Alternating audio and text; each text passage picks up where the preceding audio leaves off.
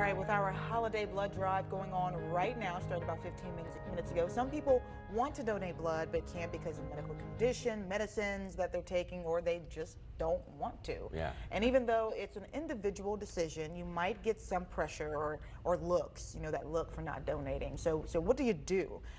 Yeah, Blanca is our contributing editor, obviously sharing some ideas on this. And so how do you handle questions about that, about why you're not donating? Because that can be a little embarrassing. It can be embarrassing, but look, realize this, that people are asking a lot of times because they're curious. That doesn't mean that they have this malicious intent, like, well, why aren't you donating? Although there are some people who will do that.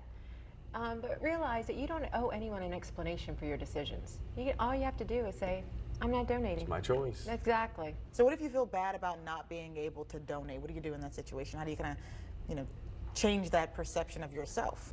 Well, what you can do is find other ways to volunteer. So let's say that you can't donate for whatever reason, but you can help out with the blood donation. So whether it's with registrations, or you help people with parking, or you help guide people as they're walking through this process, you can reach out to the Red Cross and find ways of how you can be involved, even though you're not directly donating blood.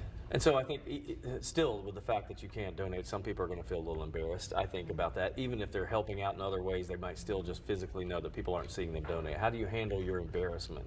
Well, that's something you're going to have to work out with yourself, because no one can make you feel embarrassed. That's an internal state. That's something that you put on yourself. But what is there to be embarrassed or guilty about if you believe in either not donating, or you have a medical condition or taking medicines that don't allow you to? What is that really going to, how's that really going to benefit you in the end? So you really have to challenge that way of thinking for yourself. It's interesting because no matter what your problem, whatever, and we could be talking about something totally different, but it all comes back to the same thing. Don't let other people make you feel about yourself the way they are making you feel. Exactly. It all has to come from inside. Absolutely. It's an internal state. Which is, right. It's not easy to do. It's easy It's to not. say. It is very easy to say. Like you were just saying about the embarrassment thing.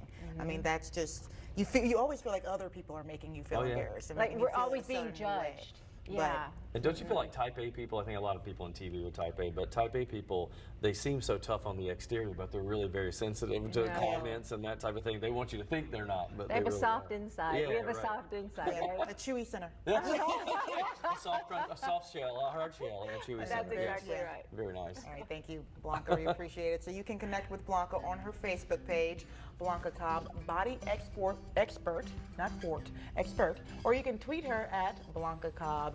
And of course, use that hashtag, Blanca on too. We'll be right back.